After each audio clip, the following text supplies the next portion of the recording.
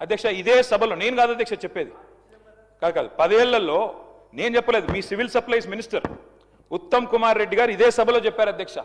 6.5 లక్షల కార్డులు 2014 నుంచి 2023 వరకు ఇచ్చినాము అనే మాట నేను చెప్పలేదు, మీ ఉత్తమ్ కుమార్ రెడ్డి గారు చెప్పారు. మరి మీరు మీ ఉత్తమ్ కుమార్ రెడ్డి గారితో మీ సివిల్ సప్లైస్ మినిస్టర్తో విభేదిస్తున్నారా? నాకైతే తెలియదు అధ్యక్ష. మీరు కూడా దయచేసి ఇట్లాంటి కరెక్ట్ చేయాలి అధ్యక్ష.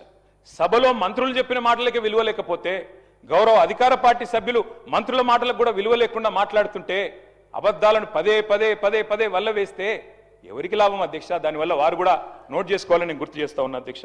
ఎట్లాగూ సభ బయట ప్రతిరోజు చేసేది పరనింద, ఆత్మస్థుతి. కనీసం ఇక్కడైనా వాస్తవాలు చెప్పాలి కదా అధ్యక్ష రాష్ట్ర ప్రజలకి. అధ్యక్ష కాళోజీ నారాయణరావు గారు మాట అన్నారు, ఇది నా గొడవ కాదు నీ గొడవరా అన్నాడు అధ్యక్ష. ఇప్పుడు నేను అడిగేది కూడా నా ప్రశ్నలు కాదు అధ్యక్ష, రాష్ట్ర ప్రజల తరపున అడుగుతా ఉన్నాం అధ్యక్ష. అధ్యక్ష ఇంకొక మాట చెప్పాలి అధ్యక్ష ఈ సందర్భంగా. 2.5 ఏళ్ళైంది ప్రభుత్వం వచ్చి.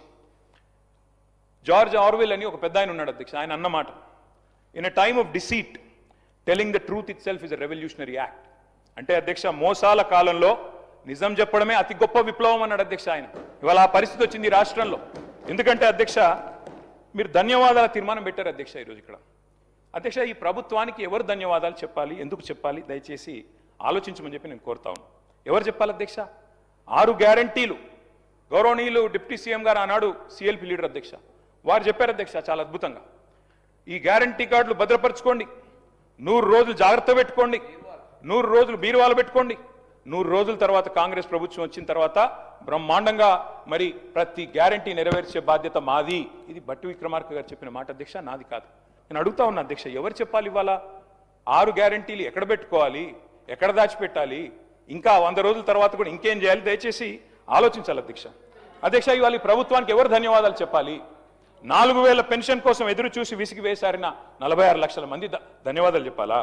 లేదా 6000 పెన్షన్ కోసం అలసిపోయిన 100 రోజుల్లో ఇస్తామని చెప్పి అలసిపోయిన 5 లక్షల మంది దివ్యాంగులు ధన్యవాదాలు చెప్పాలా? యూరియా బస్తాల కోసం లాఠీ దెబ్బలు తింటున్న 72 లక్షల మంది రైతులు ధన్యవాదాలు చెప్పాలా? లేదా నెలకు 2.5 ఇస్తామని చెప్పి 2.5 ఇస్తామని చెప్పి 1,68,00,000 మంది ఆడబిడ్డలకు మీరు ఏదైతే వాగ్దానం ఇచ్చారో మరి వారు ధన్యవాదాలు చెప్పారా? ఎవరు చెప్పాలి అధ్యక్ష? 4,000 నిరుద్యోగ భృతి అన్నారు, 2 లక్షల ఉద్యోగాలు మొదటి సంవత్సరంలో ఇస్తామన్నారు, మరి ఆ నిరుద్యోగ సోదరులు ధన్యవాదాలు చెప్పాలా? డిఏలు రాక, పిఆర్సీ లేక, బెనిఫిట్స్ అందక నరక యాతన పడుతున్న 10 లక్షల మంది ఉద్యోగులు, పెన్షన్దారులు, అవుట్ సోర్సింగ్ వర్కర్లు వారు ధన్యవాదాలు చెప్పాలా? విషాహారంతో చస్తూ పురుగుల అన్నం తింటున్న లక్షలాది మంది విద్యార్థులు స్పీకర్ సార్ తప్పకుండా మా గౌరవ సోదర శాసనసభ్యులు మా ప్రభుత్వానికి ధన్యవాదాలు చెప్పాలి.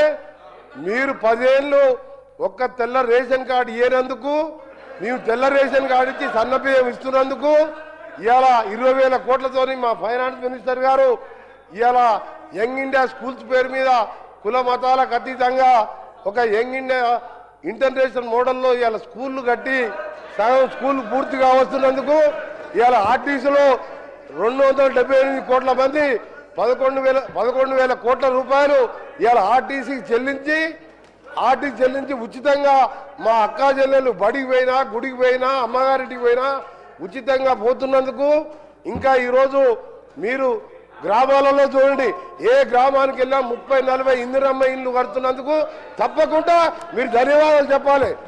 మీరు ఇంకొక విషయం, మీకు ఏం చెప్పాలి ధన్యవాదాలు? దళితుని ముఖ్యమంత్రి చేసిన ధన్యవాదాలు చెప్పాలా?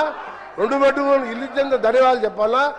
మేము ఒక్కటే చెప్తున్నాం, కేటీఆర్ గారికి మేము చేసిన కార్యక్రమాలు చెప్పండి, మేము చేసిన మంచి కార్యక్రమాలు చెప్పండి, మీరు చేయవలసిన మేము చెప్తున్నాం. మేము స్పీకర్ సార్ మీరు ఒక నిమిషం వినండి, మీరు ఓపిక తెచ్చుకోండి, మీరు కొద్దిగా ఓపికతోని వినండి.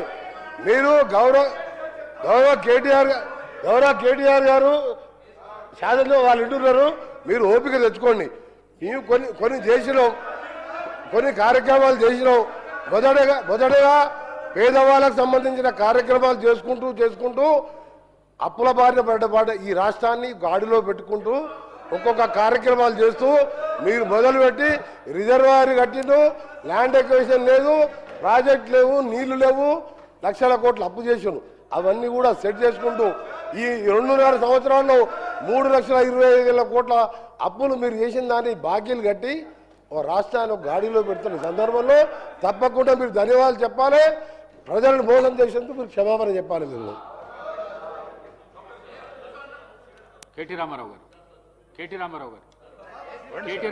సార్ ఇవ్వండి సార్, మా శ్రీనివాస్ యాదవ్ గారికి ఇవ్వండి. రామారావు గారు మీరు మాట్లాడండి. సార్ మా డిప్యూటీ ఫ్లోర్ లీడర్ వారు సీనియర్ నాయకుడు మాజీ మంత్రి, ఇవ్వండి సార్ వారికి కేటీ అవకాశం. రామారావు గారు మీరు సార్ మాట్లాడండి. 94 నుంచి వారు మినిస్టర్ సార్, వారికి అవకాశం ఇవ్వండి. కేటీ రామారావు గారు మీరు మాట్లాడండి ప్లీజ్ ప్లీజ్ ప్లీజ్ కరెక్ట్ కాదు కదా సార్. ప్లీజ్ మీరు మాట్లాడండి. స్పీకర్ సార్, ఇస్తాను మీ తర్వాత ఇస్తాను. సార్ మాజీ మంత్రి, బలహీన వర్గాల నాయకుడు, హైదరాబాద్ లో పెద్ద నాయకుడు, మీరు ఈ రకంగా దయచేసి వారిని అవమానించకండి. దయచేసి వారికి మైక్ ఇవ్వండి సార్. మంత్రులకు ఎప్పుడు అడిగితే అప్పుడు ఇస్తున్నారు, వారికి సంబంధం కూడా లేదు, ఆయనకి ఇచ్చేసినారు. మా నాయకుడు అడుగుతున్నాడు, ఇవ్వండి సార్. మా డిప్యూటీ లీడర్ గారు అడుగుతున్నారు, ఇవ్వండి సార్.